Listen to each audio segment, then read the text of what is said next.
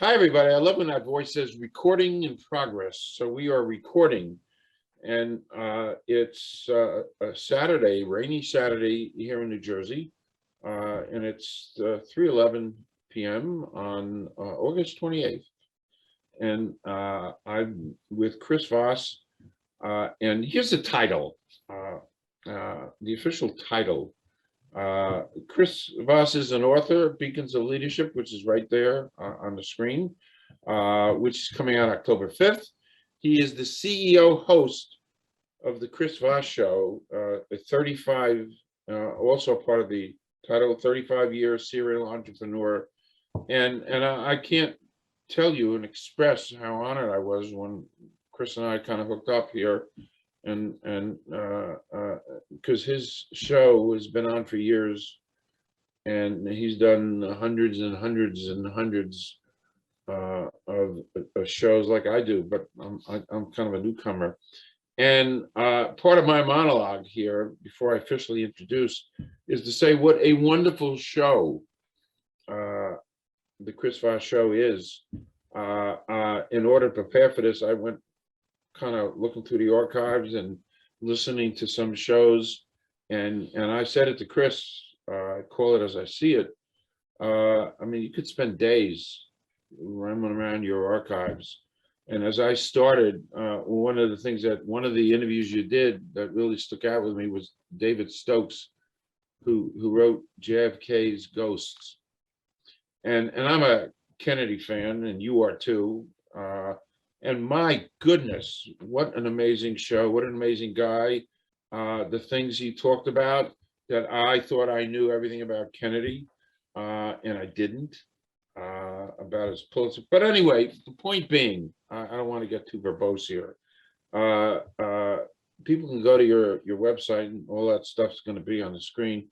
And you could spend days just listening and roaming around and discovering your work, your body of work, Chris. So this Johnny Carson monologue is done, and I'm now introducing you. And how about if you start off with a little bit of a bio, and then we'll kind of do some stuff here. Sounds good. Thank you. It's an honor to be on your show. Thank you very much for having me, Calvin. I certainly appreciate it. I've done a couple things in life, which is kind of interesting. And I started my first company when I was 18, and got the self-entrepreneur bug, self-employment bug, entrepreneur bug, and I never looked back. And I built a lot of companies over those years, learned a lot of things, experienced a lot of interesting stories that are in the book. And we've captured a lot of them. People that have read the book so far have been like, wow, I never really thought of things that way. And then I also wanted a book that gave people lessons in success in business and innovation. One of the things we talk about in the book is anyone can be a leader. So I wanted to give people the same tools I used to build my companies and, have hundreds of employees, the same kind of tools I used, to where if you're a parent or if you're a middle manager, you can still be a leader. Everyone can be a leader. It doesn't mean you have to have a title of CEO. So we talk about that in the book as well. Okay. Before we jump into the book, by the way, it's behind you, but we're going to talk about the book. But I was looking at the back cover. Oh yeah. And I got to tell you, I go to museums in New York all the time, in artwork and things that stimulate my cerebral processes. But that back cover is just wonderful. The artwork, yeah, and what it means, and you'll tell us shortly what it means. But that's just great. It's just great artwork, and it's a great leader type. Yeah. So, but before we jump into that, let's just. I'm so curious on your journey to becoming a podcaster. How did all this come about? When did it come about? The Chris Voss Show. The Chris Voss Show came about, and there's a chapter in the book for those of you who want to read it. But I'll give you the summary. In 2008, over 20 years, I built a little empire of companies, that we owned. And in 2008, one of our major companies was a mortgage company, unfortunately. And so when Oh, 2008 hit, 2008. Oh, yeah, and the mortgage crisis hit, it wiped everything off the map. Like you just, it was so hard. If everybody remembers, the economy came to a complete standstill. Everyone was going bankrupt and out of business. I mean, even what GM and other companies were having massive problems. I mean, you couldn't sell. You couldn't sell. I don't know. You couldn't sell. You just couldn't sell. I mean, I started a lot of little businesses, and about that time, there was this thing called Twitter that had come along, and it was getting all this buzz, and I was, fighting to keep the companies going, and it just was not working. It was not making any traction, especially with the mortgage business. I mean, there's just, it wiped out a whole industry of mortgage brokers. And so I got involved with Twitter early on, I think in 2008, and I kind of mastered it. I figured out, I'm like, oh, social media, it's just marketing that's social. I get it. So I started using that to try to promote my companies and save them. I got really good on Twitter, and kind of became one of these social media marketing guys early on in 2008, 2009. And I was just doing it to save my companies. I was just trying to survive. And suddenly I got a call one day from a company that was local in Las Vegas, and they said, "Hey, you're one of the top 1,000 people on Twitter, and you're rocking it. We will pay you to have you come teach us how to do it." And I'm like, "You'll pay me for this crap?" And I was like, "Hey, this is the only thing going right now, so let's do it." So I consulted with them, and then ended up speaking at some of their events with their franchisees. And out of that, I kind of became the social media marketing guy at that very early pioneer stage. And I knew I needed to establish a brand, write a book. At that time, I never did get the book finished, but I knew I needed a brand. So I sat around going, what website do I get? And all the websites named social media XYZ had been taken. And I thought, I don't want to talk about social media for the rest of my life. I don't know that I'm going to want to do that 10 years from now. So what should we call it? And finally, I settled on just calling it the Chris Voss Show. And the Chris Voss Show, we've been through a few different content iterations and changes. And so the beauty of it is it's whatever Chris Voss wants to talk about. So that's the Chris Voss Show. And so we named it that. And then I think about a month later, we started the podcast. I'd always enjoyed radio and DJs. I grew up in that whole, FM radio DJ era. And at that time, there's Blog Talk Radio and all sorts of different venues that were trying to come out with new technology where you could podcast from your phone, and so I was like, screw it, I'll make a podcast, and then a YouTube channel, and that's how it all came about. And it just grew and grew, and your viewership and your listenership is like beyond. I mean, I took a look. Yeah, I just started this as a goof last September, and it's growing. What I'm doing is growing, and I aspire to be like the Chris Voss Show someday. Well, yeah, that, or go for somebody who's better. Like, I don't know, Joe Rogan seems to have a lot more followers than I do, and a lot of other podcasts. But I marvel, between you and I, we're doing this. I marvel at some of these guys with millions of listeners and stuff. You just have to start from zero and build it. Yeah, and that's what I'm doing. I'm a little on the older side. You're with a real card carrying paying member of the Septuagenarian Society. I don't know if you ever heard of that. I just made it up. That sounded like a good thing to say. By the way, I like you got it. I like it. You're evoking creativity from me. I think that's there. You great. go. That's what I do. I'll send you an invoice later. I'm just okay. Kidding. Wonderful, wonderful. So that's how the show. Now, in your memory banks, I know you've interviewed some amazing people. Right off the bat, I watch Jim Sciutto every night. Jim Sciutto's a great guy. I just sit, and by the way, that's all I really watch these days, CNN, period. If you want to hear a funny story about Jim Sciutto, I do. I I knew his face on CNN, but he's like a daytime person. I'm not a daytime person. I'm more of a night watcher of CNN.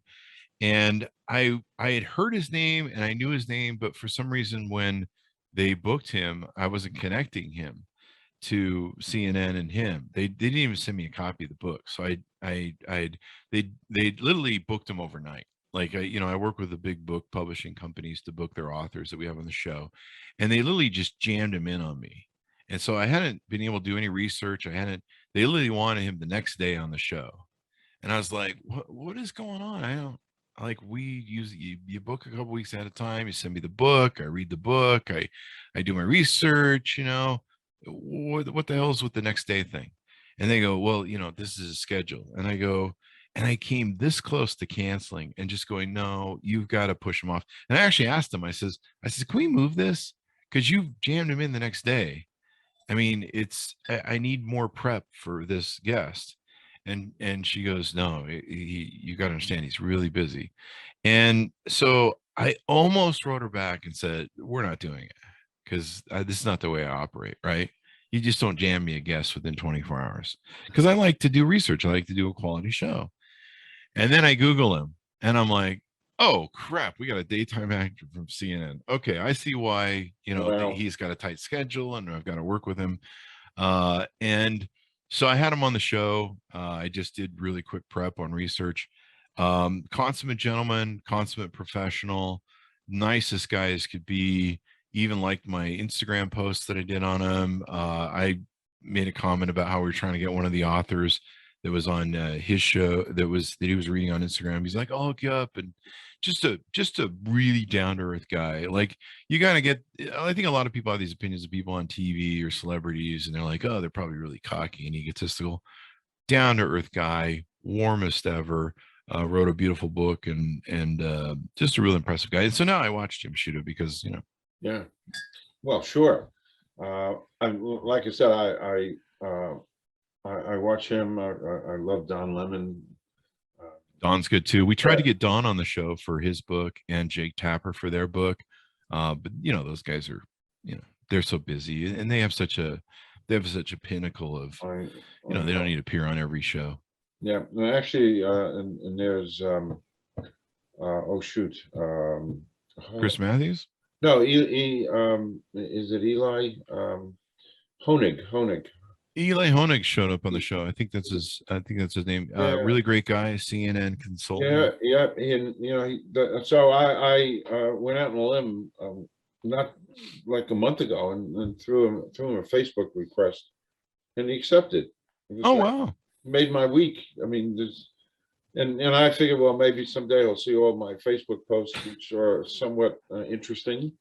Yeah. No politics or anything like that. I don't mess with politics or religion or anything. But all right. So again, another super nice guys. Yeah, and I figured, well, maybe one day. And I think he went to Rutgers. I went to Rutgers, so maybe there's a bond there. We'll talk about bonds in a little bit. You and I, we'll get to that. But next on my list of imaginative guests, you had Chris Matthews. Yes.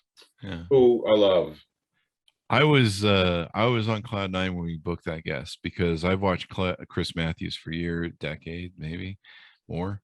I mean, he was on a show for I think 20 years or 21 years. I forget exactly how many, but he's written a lot of books, a lot of important books, not about himself. And he finally got around to writing one about himself.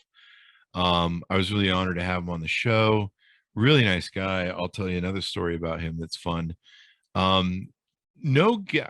lot of celebrity guests don't like usually contact me. Like usually there's a barrier. There's a gate person. Sometimes I might get access to a private email, and I have to be professional with that. I can't start, saying, hey, can I get an autograph or, something like that. But usually there's a gatekeeper that's between us. And and I don't usually get contact. They show up on the show. They do, these guys are professional media people. They hit their mark. They do their spot. They're on to the next one. They usually have a whole bunch they're doing and pounding through a day.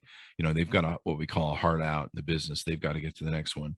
So, so in the morning of the schedule, I start getting text messages from Chris Matthews. Wow. It's like, hey, and he's talking to me like we're old friends. He's like, hey, Chris, this is Chris Matthews here. Hey, you know that thing we're doing today on your podcast? He goes, can we maybe move that around? He goes, I got to take a load of some recycling out to the landfill and or something like that. And you think we can adjust that? And I'm like, sure, Chris. I mean, I'll accommodate any guest, but I'm like, sure, Chris. I texted him back and I'm like, sure, man. Yeah, no problem. I'll move that back an hour. I'll change the schedule for you. And so I changed the schedule, and like right away I get hit from his book publisher agent who goes, what the hell are you doing?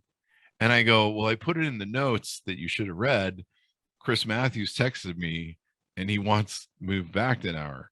And the guy was pissed because he's like, you just rebook. What are you doing? And I'm like, it's what he wants. Talk to him. And so then the guy writes back and he's like, you texted with Chris Matthews? I'm like, yeah, he got my number and texted me. I said, this is what he wants. I sent him a screenshot and he goes, okay, well, that's what Chris wants. That's what Chris gets, that sort of thing. And so then like 2 hours later, he calls me. Oh, that was the thing. He didn't call me. He didn't text me. He called me and left a message that he wanted to move it back an hour. And so I had to call him and talk to him. And, he told me all this stuff and we had a little conversation. That's what it was. Cause he's not he's not a millennial. He doesn't text much, but, in fact, I'm not even sure he read my text. So then he calls me a couple hours later. He goes, hey, I just want to make sure that we're okay. Cause I don't want to miss your show. I really appreciate you booking me. I just want to make sure we're okay with that time. Did that get moved back an hour? I go, yeah, it's on your schedule. No problem at all, Chris. Whatever you need, we're here for you. And he's like, okay, I just want to make sure that I don't miss your show. It's really important to me. And thank you for having me on the show. And I'm just like, oh, wow. Yeah, but I mean, this guy's a professional, nicest guy in the world. Had him on the show. We had a long green room before the show and after. I think we did an hour and a half show. And partway through the show, I realized I probably could have talked to him for like 2 hours and bled it out. But he was just so wonderful, so down to earth. He's the same guy you pretty much see on the show. And it was a great conversation. But yeah, it was funny just to like talk to him all day. I love that. I love hearing those. And he valued my show. That was the other thing. He was like, hey, that stupid little podcast you going on? I'm a guy who's been on TV for 20 years. And you got that little podcast there. I don't want to show up late for that piece of garbage. He was like, really, he cared. It was awesome. I met him a couple of times, once at a book expo, which is you might even consider that marketing wise, for because I'll probably be at a lot of fairs and expos. Yeah, book expo is a big deal. I went for like 10 years in a row in the city. It's at Javits, and it's 3 days. You must have like 100,000 people coming through there. Holy crap! Oh yeah, it's a world. It's the biggest book thing in the world, and I mean, I've met some amazing people there. I'm a groupie, so I wait in line and I get a chance to, and he was one of my favorite people that I kind of interacted with. And I think I've met such a wide variety of people there. Maria Shriver comes to mind, and we had Tim Shriver, her brother, her brother on. Wow. And she wrote the afterword on the book. Yeah. Wow. Yeah, check that out. There's a lot of, that's a real tearjerker show. I bet. And which kind of leads into, you and I are huge fans. Oh, by the way, so this is off topic. You, because we did a green room too a while back, and you and I both expressed our love for Bobby Kennedy. Yeah. So, if you love Bobby Kennedy, go watch that show. Because I let him know in the green room earlier that Bobby Kennedy was my hero. in life. His South Africa Ripples of Hope speech is one of my favorite speeches of all times. And we talked about it, and you know, Bobby is his uncle, and or was his uncle, is his uncle. And so Tim had written this beautiful book about, you know, surviving COVID and interviewing all these wonderful people. Just a really beautiful book. And we talked about Bobby and stuff before the show, and there was, I mean, it was a real heartfelt show. I think we both had watery eyes the whole time. We talked about really deep, you know, human stuff, especially going through the COVID element, which is what his book is about. And somewhere near the end, and I believe it's still in the show, I don't think it fell into the green room, but he goes, I think Bobby was here with us during the show. And like he just drop kicked me. I mean, he didn't mean to drop kick me, but you know, I just hit the floor. Like I think 45 minutes in, he drops that. And we both quote some beautiful things at the end, and yeah, it's just a magical show if you go watch it. There's a lot of watery eyes during the show. I'm gonna find that, and the reason why I brought Bobby up is yesterday the parole board said they're gonna let Sirhan out. Yeah, I have mixed feelings about that, but so do I. His family, Bobby's family, showed up and approved it, and I think everyone is like up in arms, and they should be. Yeah. I mean, you know, 50 years, nevertheless.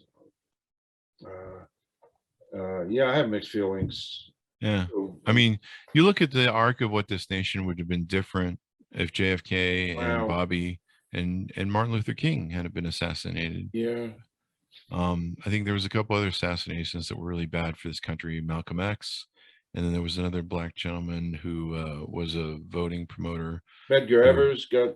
I believe that was it. Medgar Evers was. James Baldwin was friends with those three. Yeah, Medgar Evers was out. Yeah.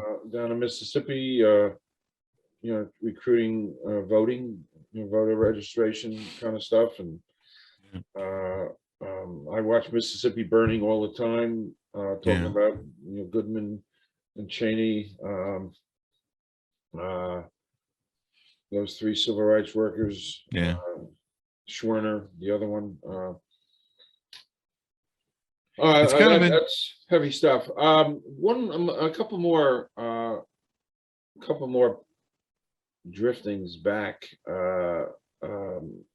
You had interviewed, I didn't see it yet, but I'm going to go back and find Ira Rosen from 60 Minutes. Yeah, Ira Rosen, really nice guy. Okay. Brilliant. Okay. I mean, your body of work is really wonderful. And by the way, and as I'm sitting here, you know, talking to you about these things, you don't see me because my hands are below screen level, but I pinch myself that I'm talking to you. Well, it's not me. I mean, thank you. I certainly appreciate it. Yeah, really it's a high compliment for me. You know, it just makes me feel good, and kind of gives credence to what I'm trying to do, and so I'm pinching myself now. So. There you go. I would give most of the credit to my guests, though. I mean, we work really hard, and we book some really good guests, and we've built a good credibility on the show. You know, we have, I think we have a lot of the daises of journalists from Wall Street Journal, the New York Times, Washington Post, Time Magazine. What else is there? There's USA Today. Susan Page has been on. Susan Page is a multi Pulitzer Prize winner, I think 2 or 3. She was the moderator at the vice president debate between Kamala Harris and that other guy. You know, I mean, Carol Leonnig, who's a Pulitzer Prize winning author, has been on the show. Really incredible book author. In fact, I'm not sure when she isn't writing books. She just pumps out books. But you know, these people are spectacular media giants, journalists, consummate professionals at their craft, and top of their game. And so it's usually an honor for me to have them on the show, and I'm usually pinching myself. And we worked really hard to give a good show and make sure that they you know, we get them good questions, and hopefully we stand out a little bit. I try and bring questions that a lot of the media doesn't. So, yeah. Well, the last one, you had the Tiger Lady on. Yeah, Carol Baskin. Yeah, I Yeah. watched that thing.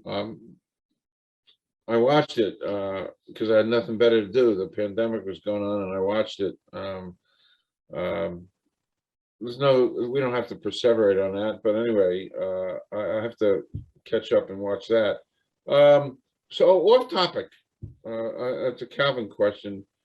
Off topic, excluding really off topic, actually, not bad, but it's not bad.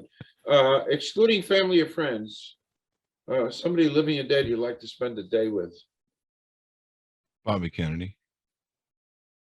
I would pick my dogs first, but those were family and friends. So just so I make that clarification, Bobby Kennedy. Okay. He's really my number one hero. Yeah. I've watched. That's a great question, by the way. It is a great. By the way, it's a really good question, and quite frankly, I ask that to every guest. I never thought about that. I'll be thinking about it now. Yeah, well, you could. I don't have a problem with you using it. No, but it's very. You could probably write a novella on everybody's answer. Yeah, in fact, I'm probably going to post it on Facebook. I'm going to be like, someone asked me this on a podcast. Calvin did, and what do you guys? Who would you spend a day with? Yeah, it's a really great question, and I have a bunch of things like that because I did a TV show, but and I always try to come up with interesting. But that's what kind of filtered down through the last couple of years, and I just use it all the time now. I think my number 2 would be Jimi Hendrix. That would be a fun day. I have to send you. I have a picture. I have a picture. You mentioned Jimi Hendrix. I have it. It was the 50th, no, 51st anniversary of Woodstock last week. Oh yeah. Yeah. But I have a picture because I was a big fan. I was a big fan of Lenny Bruce. Oh, Lenny Bruce, yeah, great. Huge fan. Amazing comedian. Such a huge fan. Why? Because he was so cutting edge, and he was more into free speech than he wasn't into comedy. And he was really a great American. He just got messed up with a lot of bad things, but he was a great American. Free speech and civil rights and a lot of good things about him. But he wasn't afraid using words that we wouldn't necessarily use today, but he did, and it was part of his whole thing. And life is full circles. So a few years ago, I had a chance to. I was backstage with his daughter, Kitty, and we hugged. Wow. Yeah, she had seen. I had just about every vinyl that he ever made, Lenny. Every concert, everything he ever did, I have. And to promote this concert that I was going to, it was a charity concert to raise money for Kitty's, has a Lenny's house, a charity for women. I took my bare foot, and I put it on top of all the albums, and the picture was captioned, a foot up on Lenny Bruce, and she had seen that on social media. So anyway, but the point being, I was drifting. So I have a picture I found of Jimi Hendrix. Oh wow. Holding a Lenny Bruce album. Oh wow. I have to find out, send it to you.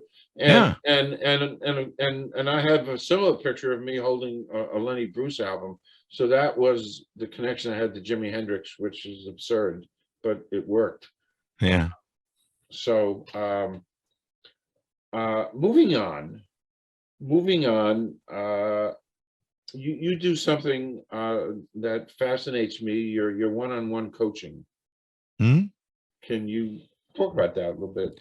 So I do coaching. I kind of, you always called it consulting by the hour, and or by the day or week, or however a company wants to bring me in. We'll be doing a lot more workbooks and different consulting with the Beacons of Leadership. The Beacons of Leadership is designed to be a whole series of books delving into leadership and the different aspects of it. and business management will be in some of the newer books. But so I've always done consulting. They call it coaching now, so I started calling it coaching. But I mean, you can hire me for an hour to give you advice, just like an attorney, or do whatever. And whether it's starting your business or communicating, being a leader, different things like that. I help a lot of entrepreneurs with their businesses, a lot of startups with their businesses, people who need advice on how to do what they're doing. And then I'll probably be doing some book writing coaching after this. But I also do coaching on how to start a podcast, how to do a podcast, how to do it successfully, how to be a good host. I do a lot of coaching for that. And so, that's what we do there. And people can buy me by the hour, day, week, month, year, however long you want to work with me. Can we go back to Beacons of Leadership, because I'm curious just about the whole process. It is coming out October 5th, to reiterate that. So what was the process of doing that, and how long? I mean, you told me before we went on air. I mean, how long was that, and then could you just tell me about the back cover? Sure. Yeah, we'll talk about that. I'd love to know about that. So the book, I've been needing to write a book for like 12 years. In fact, there's a letter somewhere from Wiley rejecting my first book in 2011 because the iPad was destroying the market. And I submitted a manuscript back then, and everybody said, no, not right now. And so I've been meaning to write a book for all these years. I had all my stories from all my business success and stuff that I did. And over COVID, we were kind of in lockdown. One of my friends came up with this concept. They said, why don't we do one of those book challenges? And my friends had done book challenges with each other that are authors, where they would try and write at least 1 hour a day. That's what they tell you. Try and write always 1 hour a day, at least, or try, and sit down, close yourself off to the world, try and focus on an hour a day. You eat the elephant one bite at a time, basically. And so one of my friends, I talked about it, and one of my friends says, let's do that, because I want to write a book and you want to write a book. Let's do this book challenge, and we'll have like a Google Doc, and every day we have to check in by midnight and put down how many hours we wrote the book or worked on the book, or if we didn't. And it'll be an accountability sort of thing, and a little bit of peer pressure too, because you're like, oh crap, I didn't write today, they wrote today, I'm not keeping up with the Joneses, right? Little peer pressure amongst your friends, nice competition a little bit. After a short while, it became obvious to me that I wasn't competing with my friends, I was competing with myself. And once I got that sort of clarity, I was like, this is really a project that I need to get done. And I started accelerating and write more, and they were writing well too, along with me. And so we kept track of the hours. And I haven't sat down and done an exact calculation. I just kind of did a roundabout paging down through the thing. And it's at least 150 hours that we wrote the book, but we crammed it in 3.5 months. But part of the reason I was able to do that was because I've been telling these stories that keep in my head for all these years. So just writing down 35,000 words was really easy. It was the easiest part of the book. It was just writing it. And it was just all my stupid stories that I kept, people had been hearing about for years. So, we did that, put out the first 35,000 words easily. And then, of course, we had to write another 15,000. Most books these days for nonfiction and business are about 50,000, 60,000 words. People don't read, War and Peace anymore. So we built out the book, and it just kind of snowballed. Like I went from an hour a day to 2 hours a day to 3 hours a day to 4 hours a day to and then pre-editing and in my thing where you go back and, it kind of becomes this whole work where it's like a puzzle, and you're like, okay, well, this part really should go over there. And, you start looking at the structure of things, and then you're editing 50 million times. And so there was a lot of work that went into just the writing. And when I say 150 hours, I'm just talking about the writing alone. There's probably been 200 hours of editing, as I've joked. I'm not sure if that figure's accurate because we didn't track it, but it's been a month and a week. So, and it's still ongoing. So I'll let you be do the math on it. And there's the hours the editor is putting in, and then there's the hours I'm putting in cleaning up and sending it back to the editor, and the back and forth. The back of the book's pretty interesting. I had a few friends that wanted me to spend thousands of dollars. Thank you. Spent thousands of dollars on the back of the book. And I had a bunch of friends that have written several hundred books, and they go, you just go to Fiverr, you pay a couple of guys a little bit of money to see what they come up with. You pick the best design, which is pretty brilliant. That's kind of how I operate with focus groups. So I did that, and one of the artists came up with that back cover as the front cover, the split Y of one leader going different from the chord or the crowd. And of course, the back of the book will have that's an early draft, so the back of the book will have the text framed a little bit better. It's kind of ugly back there. In fact, that back of the book is going to change, where it's probably going to be people with quotes and different things in the back as opposed to what's on there now. But that's an early art draft. So he gave that to me as a cover, and I like the cover, but the book, when you read it, is built around the concepts of a lighthouse as a leader, being this shining forth beacon of light and communication that everyone looks to for leadership and guidance and warning, and everyone looks to the leader and goes, okay, what is he doing? So we need to do what he's doing and listen to what he's doing, all march in the same sort of way. So I use the concept of a lighthouse and the beacons from it as a way of leader communicates to his followers. And if you're leader of if you're the CEO of a major company, in America, you've got investors, you've got vendors, you've got employees, you've got people in the stock market, you've got people in PR agencies, you got all these regulators, you got all these people that you need to answer to, and then you need to sell to, and then you need to communicate to, and you're constantly selling them on what the company is about, what the vision is about that you've espoused into the company.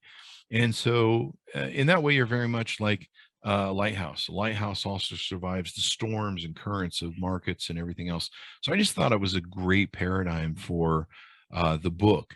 And so, well, I like that back cover. It just didn't really speak to the lighthouse effect. And so I designed this by going through Shutterfly and doing it a few different things and finding some other books that had the same kind of gold cover. And I really wanted gold because there's a richness to what I felt I put in the book, and the people that are going to read it are of business. And so I just thought it looked better. So I designed the book, sent it back to him and said, can you make this look good? This is his final art iteration, which is better than mine. And so when we got done and I got ready to pay him for the front of the book, I said, excuse me, I said, hey, that front part that you made, could we use that for the back since you already made it? I paid you for it. And he's like, yeah, sure. What the heck? So it's got an amazing cover. And it's got an amazing back. Yep. It is. By the way, you actually have a class in college just talking about this back cover. Yeah. Serious. Yeah. And in the middle of that, there could be a quote from Yogi Berra: when you get to a fork in the road, take it. Oh, I like that. That's beautiful. We should have that on the back somewhere at the bottom. Take it. It's Yogi Berra. It ain't me. Yeah. All right. And he came up with all those isms. The Yogi Berra. He was so famous for that. When you get to a fork in the road, take it. And what I'm taking away from this is there's very few that take the right fork. Mm-hmm. And have emboldened and are progressive enough and want to become a leader. The epiphany that we made in the book, because I've always been, I don't mean to sound egotistical about it, but I've always been a CEO of my company since I was 18. I've been a leader and had hundreds of employees underneath me. And so I would hope that I was a leader in some way or shape or form. But even then, it's not a given. You have to earn that. You have to earn people respecting you and following you as a leader. Your title doesn't mean much. If people hate you and you're not worthy of their respect and following, then they'll follow you because they don't want to be fired, but they'll present you. So I write in the book about winning over the hearts and minds of people, and I make it so that everyone can be a leader. But one thing I found in writing the book and the epiphany was that there really is a leader mindset to it. And so I've tried to capture that in the book and show how it developed in myself. But I really, there was a lot of people that sometimes struggle with the concepts where they're like, I don't understand how you come at things from these different things. So I had to write it in a way where people could understand it. But I really discovered there was two different sort of mindsets. There's a follower mindset and there's a leadership mindset. And you really have to learn to be in the leadership mindset. And there's a chasm of difference between the two. And so I think that's why it's important for people that read the book, and where anybody can be a leader, regardless of whether they have a title or they're a parent. Parents are leaders. They don't, maybe they don't realize how much influence and effect they have on their children. But it's a great book that you can read. And at the end, we give five, what I think are five aspects of top leadership. My friends in the military have told me I nailed it to the wall with the top five. There's lots of different opinions on what the top five are, so I put mine in there because it's my book. But everyone seems to like what we put in there so far. But we put in there a CEO toolbox of different tricks and tips that I used. We put in the top five things that I think are most important character traits for leadership, and then a lot of leadership advice and insight. So hopefully people can read it and they can go from a follower mindset to a leader mindset. I think, having come out of a company like Luxottica and having taken, I think I mentioned this to you in our first green room chat, having worked for the richest Italian in the world for 25 years at Luxottica Group, and having taken 50 courses. I was a regional manager, so I had to be leader, and taking 50 courses. What you put here, I'm thinking and listening. What you've done here is so critically important for people, and so my question. I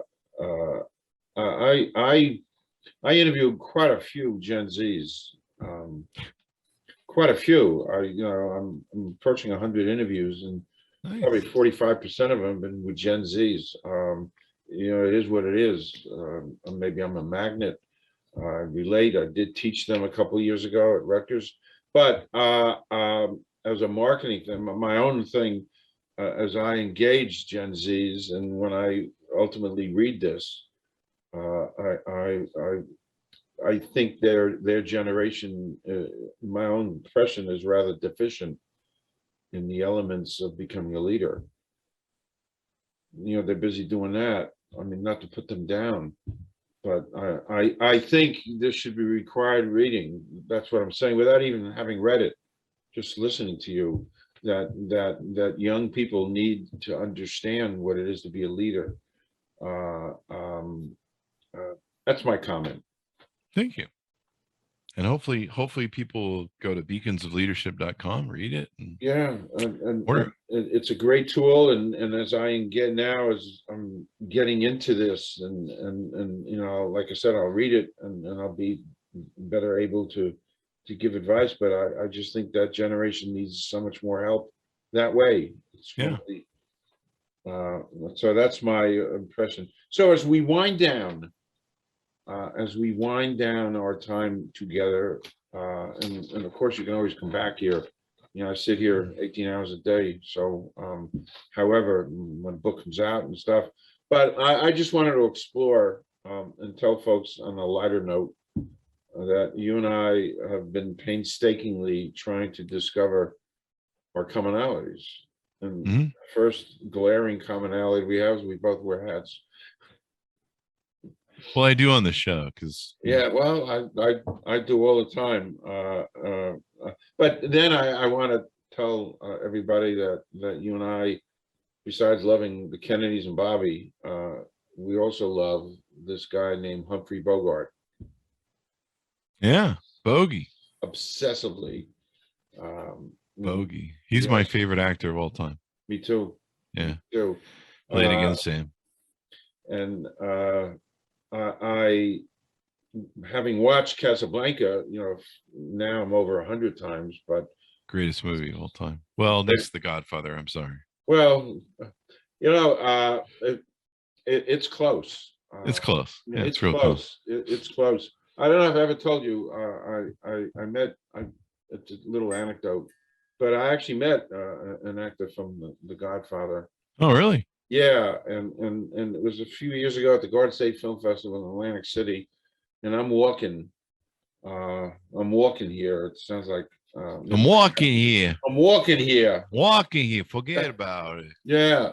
So we were walking. A few of us. We just come from a film screening, and I'm walking with a bunch of guys, and I had known this guy Lou, Lou Martini Jr. And he's I had known him, and he's a good actor and stuff. And there in the middle of the boardwalk, and 10 o'clock at night, he says to me, I don't know, it was so random. I always rave about The Godfather, and he said to me, and he's like 40 years old, give or take, and he said to me, I was in a movie. I said, yeah, right. He says, no, I was in the movie. I said, come on, how could you possibly have been in that movie? It was 40 years ago. He said, no. He says, remember that scene? The wedding scene when Sonny runs up the stairs with the young lady, and there's a couple of kids running around the bottom floor, and they gather the kids away. He says, well, one of those little kids was me. Oh, wow. Yeah. That's awesome. It was awesome. Wow. Actually, I'd love to say I was the Godfather. Even as an extra, that would be fun. Yeah, just great. But anyway, Chris, our time, this has been so great. You've been so gracious. I have an assignment. I've got to do some stuff, watch some things, Tim Shriver, etc. I can't thank you enough for this, to be continued, and so much success on Beacons of Leadership. I'm on your team to promote that, because I think it's essential reading for young people. So thank you for spending some time with me on a Saturday afternoon. There you go. Thank you, Calvin. I'm honored to be on your show. I hope everyone that's listening goes and subscribes and writes great reviews for your show. You've done a great job. Thank you. So maybe to be continued, and all good things to you, and signing off. Thank you, Chris. Thank you very much, sir.